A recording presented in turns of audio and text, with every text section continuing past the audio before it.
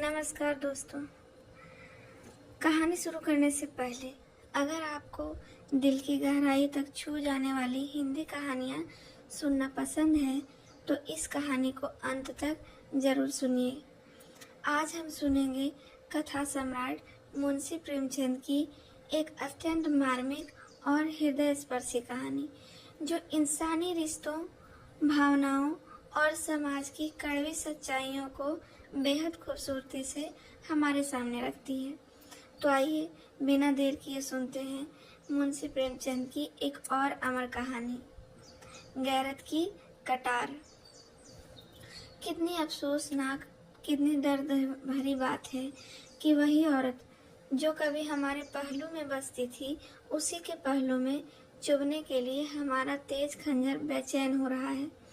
जिसकी आंखें हमारे लिए अमृत के छलकते हुए प्याले थी, वही आंखें हमारे लिए दिल में आग और तूफान पैदा कर रहे हैं। रूप उसी वक्त तक राहत और खुशी देता है जब तक उसके भीतर एक रूहानी नेमत होती है और जब तक उसके अंदर औरत की वफा की रूह हरकत कर रही हो, वरना एक तकलीफ देने वाली चीज़ है।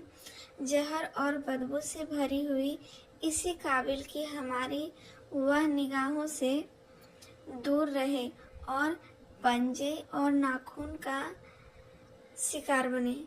एक ज़माना था कि नाइमा हैदर की आरजुओं की देवी थी।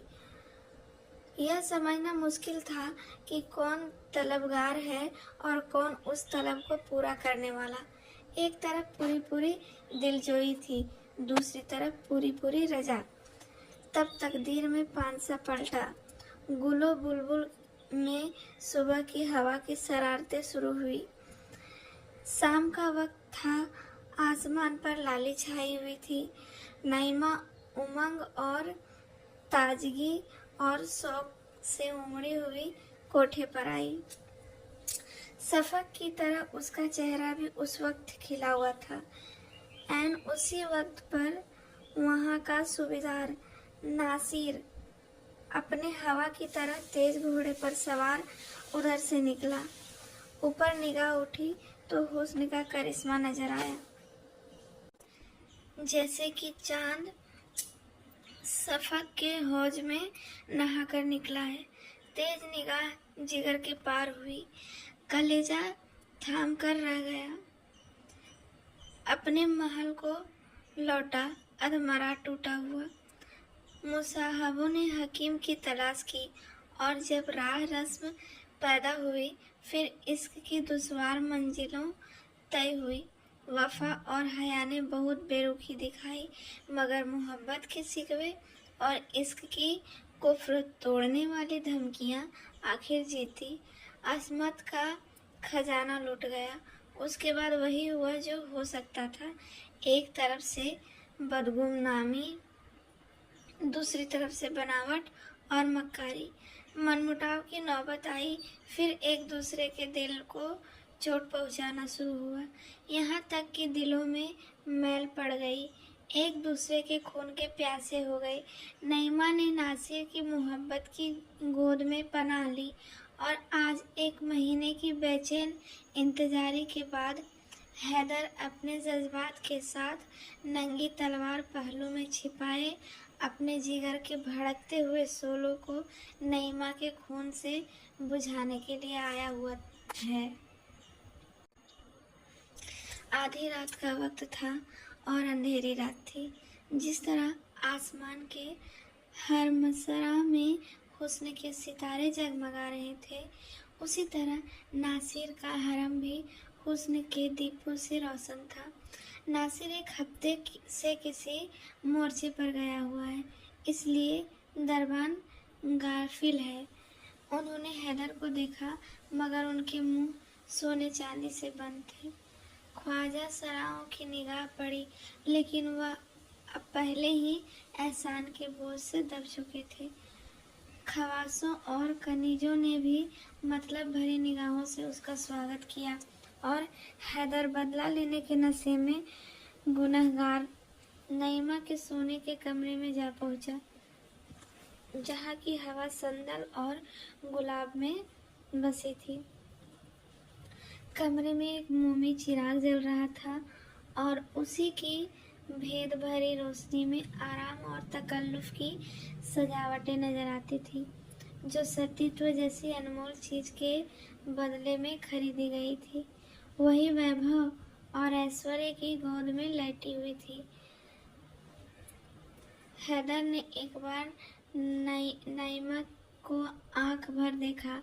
वही मोहनी सूरत थी, वही आकर्षक लावण्य और वही इच्छाओं को जगाने वाली ताजगी।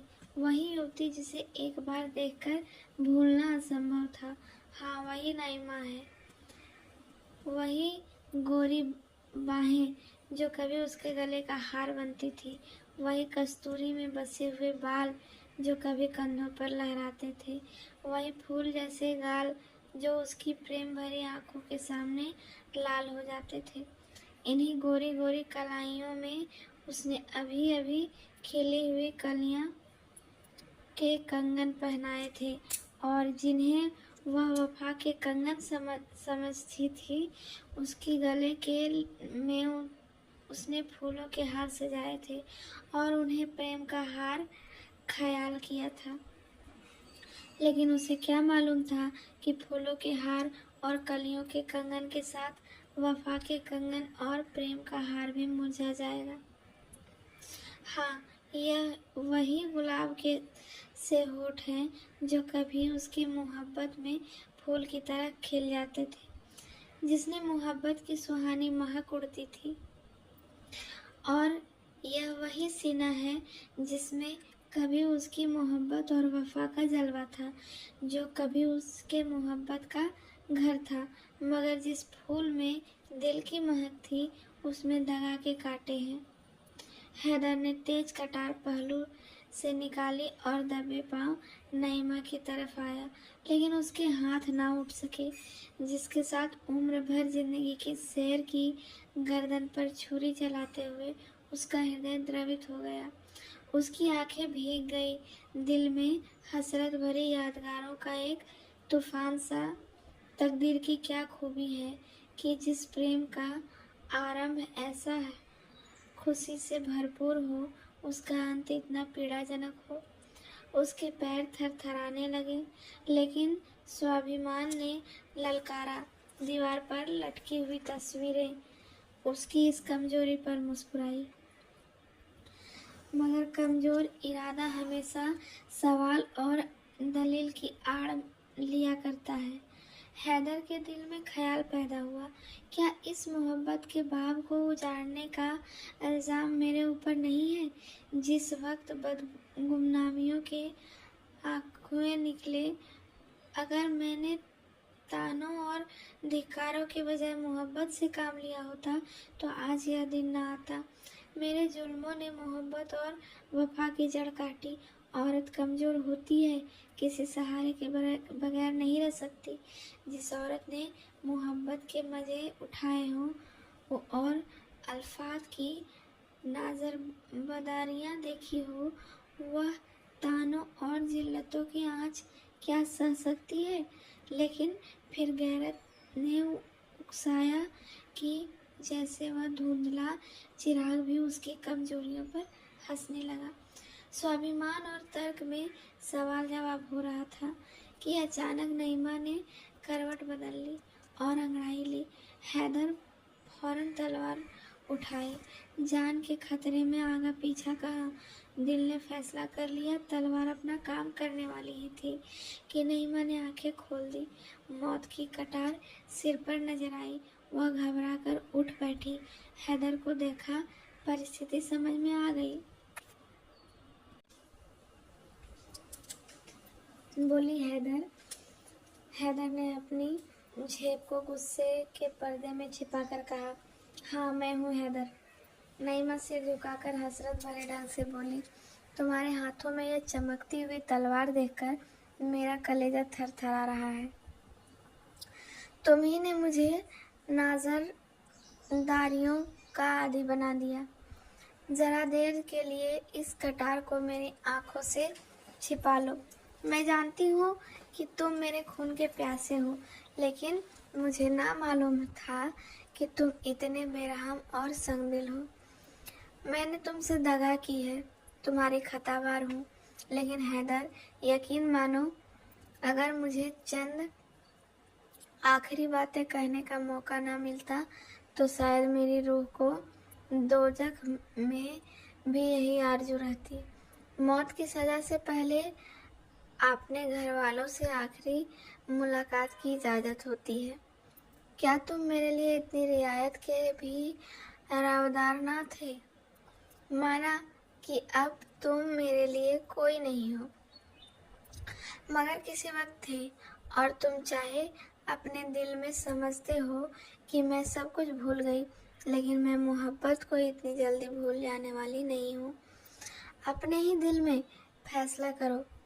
तुम मेरी बेवफाइयाँ चाहे भूल जाओ, लेकिन मेरी मोहब्बत को दिल तोड़ने वाली यादगारें नहीं मिटा सकती। मेरी आखिरी बातें सुन लो और इस नापाक जिंदगी का हिस्सा पाक करो। मैं साफ साफ कहती हूँ, इस आखिरी वक्त में मैं क्यों डरूं?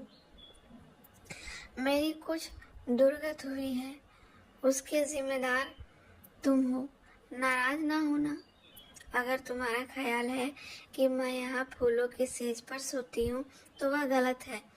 मैंने औरत की शर्म खोकर उसकी कद्र जानी है।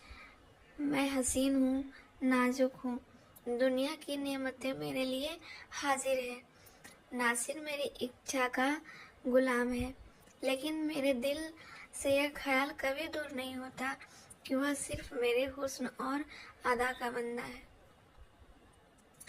मेरी इज्जत उसके दिल में कभी हो भी नहीं सकती।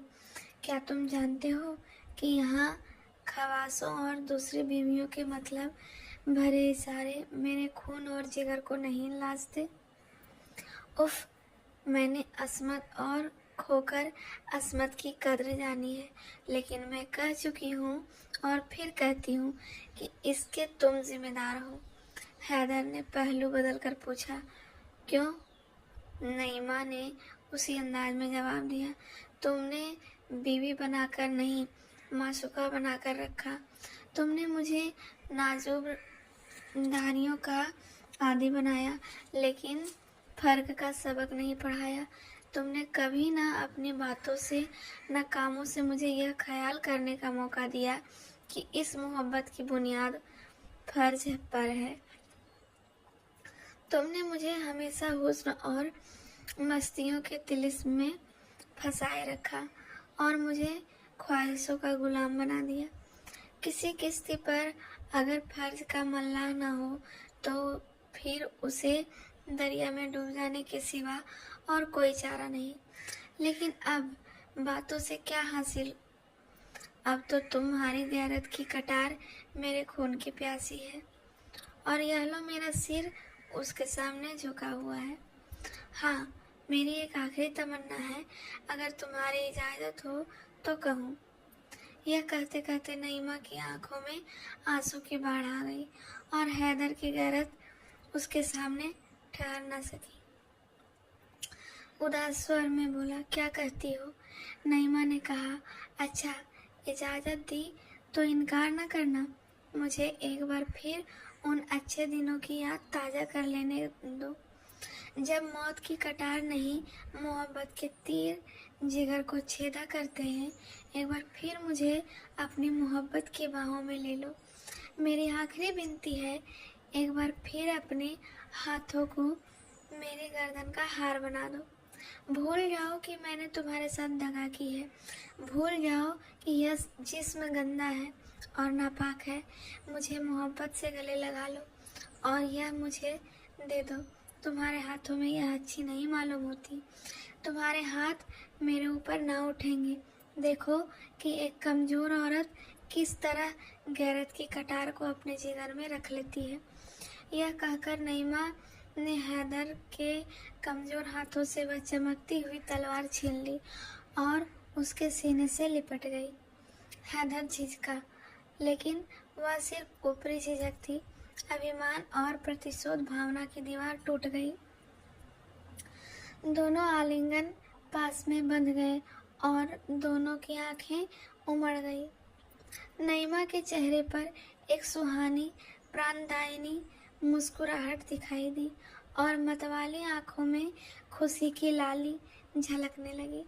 बोली, आज कैसा मुबारक दिन है कि दिल की सब आरजुएं पूरी होती है, लेकिन यह कमबख्त आरजुएं कभी पूरी नहीं होती। इस सीने से लिपटकर मोहब्बत की शराब के बगैर नहीं रहा जाता। तुमने मुझे कितनी बार प्रेम के प्याले हैं, उसी सुराही और उस प्याले की याद नहीं भूलती। आज एक बार फिर उल्फत की शराब के दौर चलने दो। मौत की शराब से पहले उल्फत का शराब पिला दो। एक बार फिर मेरे हाथों से प्याला ले लो, मेरी तरफ उन्हीं प्यार की निगाहों से देखकर जो कभी आंखों से न उतरती थी।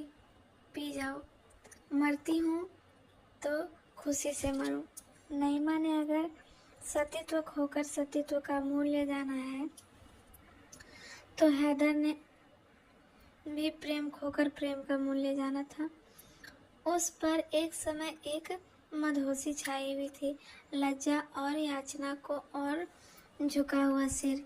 यह गुस्से और प्रतिशोध की जाने दुश्मन है और एक गैरत के नाजुक हाथों में उसकी काट तेज तलवार को मात कर देती है। अंगूरी शराब के दौर चल रहे और हैदर ने मस्त होकर प्याले पर प्याले खाली करने शुरू कर दिए।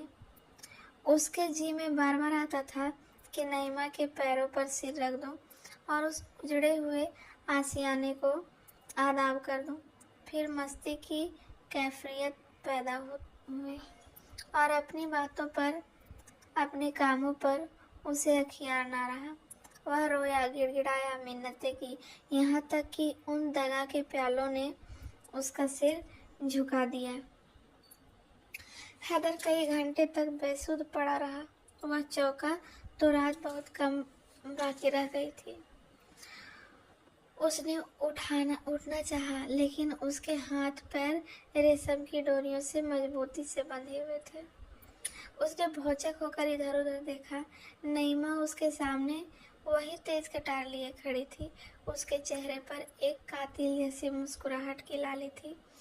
फर्जी मासूक के खूनीपन और खंजरबाजी के तराने में वह बहुत बार गा चुका था, मगर इस वक्त उसे इस नज़ारे के शायराना लुत्फ उठाने का जीवत न था।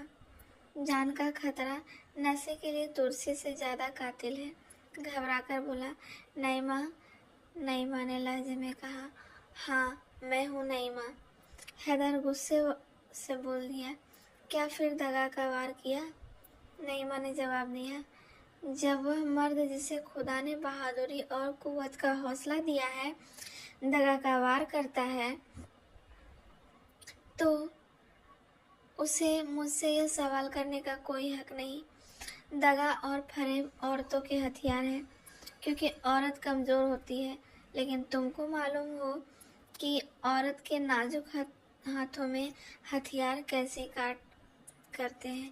यह देखो, यह आबदार शमशीर है जिसे तुम गैरत की कटार कहते हो। अब वह गैरत की कटार मेरे जिगर में नहीं, तुम्हारे जिगर में चुभेगी। हैदर, इंसान थोड़ा खोकर बहुत कुछ सीखता है। तुमने इज्जत और आबरू सब कुछ खोकर भी कुछ ना सीखा। तुम मर्द थे, नासिर से तुम्हारी होड़ थी। तुम्हें उसके मुकाबले में अपनी तलवार के जोहर दिखाना था, लेकिन तुमने निराला ढंग अख्तियार किया और एक बेकस और पर दगा का वार करना चाहा। और अब तुम उसी औरत के सामने बिना हाथ पैर पकड़े हुए हो। तुम्हारी जान बिल्कुल मेरी मुट्ठी में है। मैं एक लम्हे में उसे मसल सकती हूँ।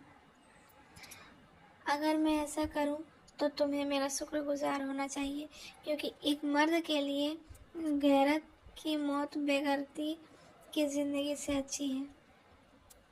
लेकिन मैं तुम्हारे ऊपर रहम करूँगी। मैं तुम्हारे साथ फयाजी का बर्ताव करूँगी, क्योंकि तुम गैरत की मौत पाने के हकदार नहीं हो। जो गैरत चंद मीठी बातों और एक प्याला शराब के हाथों में बिक जाए, वह असली गैरत नहीं है। हैदर, तुम कितने बेवकूफ़ हो। क्या तुम इतना भी नहीं समझते कि जिस औरत ने अपनी अस्मात जैसी अनमोल चीज़ देकर यह ऐश और तकल्लुफ़ पाया है, वह जिंदा रहकर इन नेमतों का सुख जुटाना चाहती है। जब तुम सब कुछ खोकर ज़िंदगी से तंग नहीं हो, तो मैं सब कुछ पाकर क्यों मौत की ख्वाहिश करूं? अब रात बहुत कम रह गई है, यहाँ से जान लेकर भागो, वरना मेरी सिफारिश भी तुम्हें नासिर के गुस्से की आग से ना बचा सकेगी। तुम्हारी यह गैरत की कटार मेरे कब्जे में रहेगी और तुम्हें याद दिलाती रहेगी कि तुमने इज्जत के साथ गैरत भी खो दी। तो दोस्तों, यही थी कथा सम्राट मुंशी प्रेमचंद की मार्मिक कहानी गैरत की कटार। यह कहानी हमें बताती है कि सच्ची गैरत केवल बदला लेने या तलवार उठाने में नहीं होती, बल्कि अपने विवेक और इंसानियत को बचाए रखने में होती है। हैदर के हाथ में मौजूद कटार आखिरकार किसी की जान नहीं ले सकी, लेकिन उसने यह एहसास जरूर करा दिया कि इज्जत खोने के बाद केवल बदला लेना गैरत नहीं कहलाता। प्रेमचंद की यह कहानी आज भी हमें सोचने पर मजबूर करती है कि असली सम्मान तलवार की धार में नहीं, बल्कि इंसान के चरित्र में होती है। तो आपको मेरी ये कहानी कैसी लगी, कमेंट करके ज़रूर बताइएगा।